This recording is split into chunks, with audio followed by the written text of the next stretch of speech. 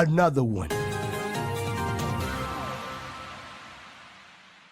Test automation engineer looking for indications on whether I should be self-employed. Money.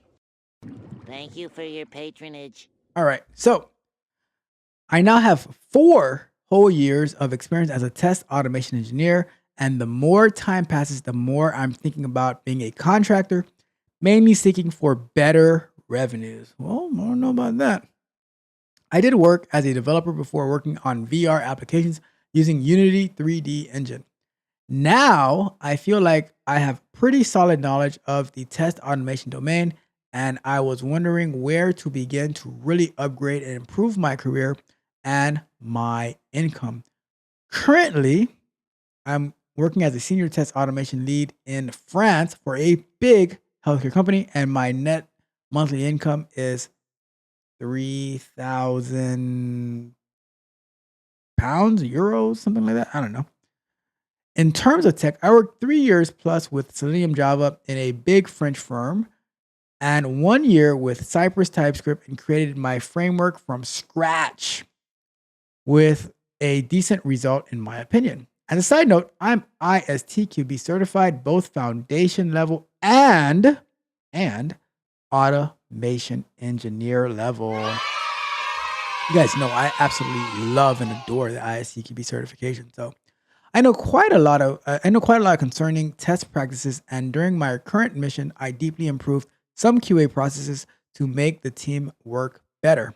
Today, I'm looking for advice on where to begin my searches to become a contractor. I feel like income-wise, it would be good solution for me. Also, I feel like France isn't as good at paying IT and tech resources as other countries. Thus, I'm looking for some platforms where I could evaluate how a profile like mine could be worth. I'm open to criticism. And if you think self employment isn't a good option despite what I think, I'd also like to know. TLDR. Oh, well, why don't you start with the like? Tell me why people don't start with the TLDR? Why do they have to give me the whole book report and then at the end they say too long, didn't read? Just put the TLDR in the beginning. All right.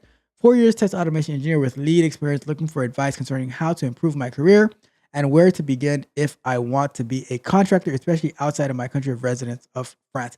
You could have led with that, but here we are. Okay. So I'm going to say that being a self contractor in QA is not the easiest thing to get through, right? I don't know about France and or Europe in general, but speaking in general for like QA, it is it's not the easiest thing to freelance because number one, a lot of companies like they don't like the companies that would be looking to freelance QA, they don't necessarily understand QA as well, and they they probably can't afford which would be looking to charge for QA. Um, so now I've seen like the free like not freelance but contracting QA where you go through a company where they'll pay decently, but they're paying a lot more because they're paying the contracting company a lot of money too. So what you have to consider when it comes to freelancing is how do you build your clientele, and as a contractor for QA, how many projects can you work on at the same time?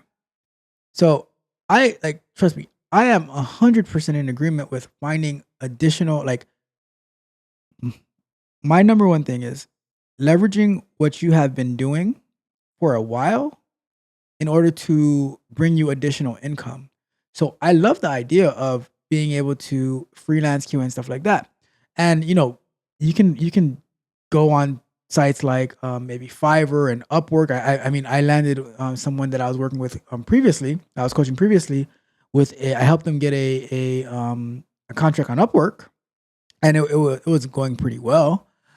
Um, but it's not easy because here's the thing on Upwork, especially like all these like sites that you'll go to like freelance, they're going to pay you a lot less than if you were to get that salary position. So if you continue your salaried position, but you also go and you moonlight, you know the term moonlight, you moonlight into doing like, maybe work at nights and stuff like that, doing some additional QA work, some automation work, maybe building some frameworks for a company. You can definitely do that. But the part of like going it's going to be a lot harder. And is it impossible? Absolutely not.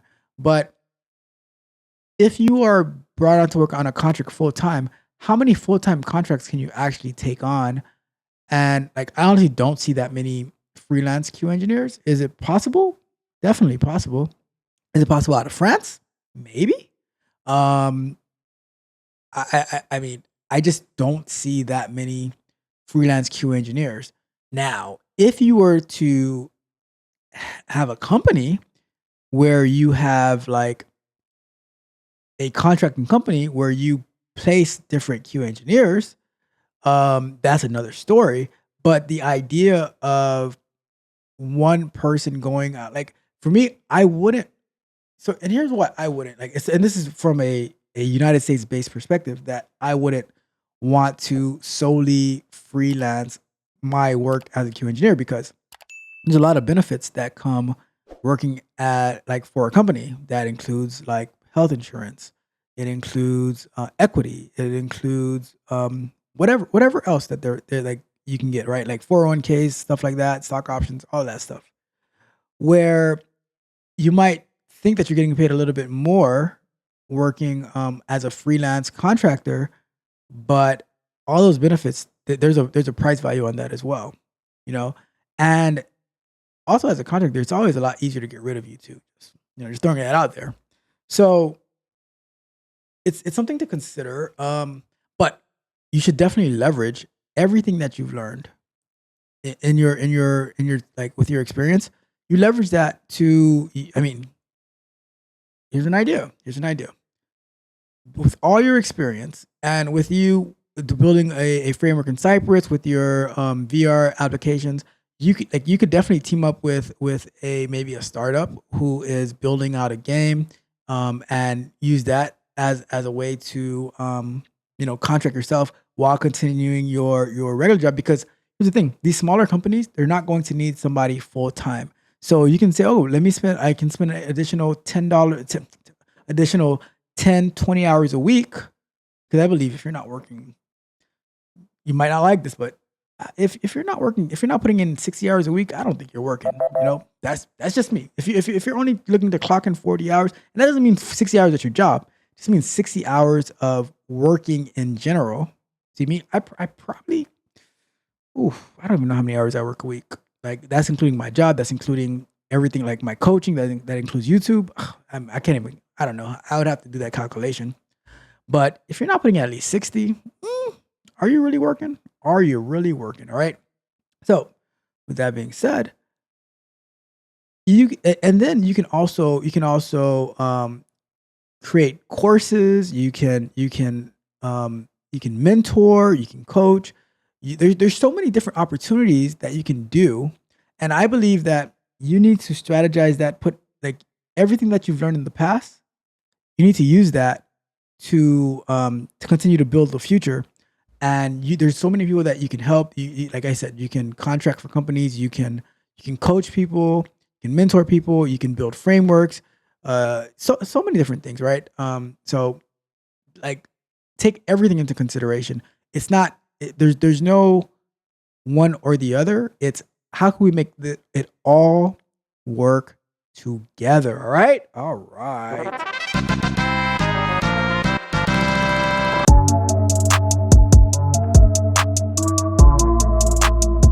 If you enjoyed the fascinating information shared in this video and you want more, be sure to hit the subscribe button to Tech Coach Ralph to be notified for new videos.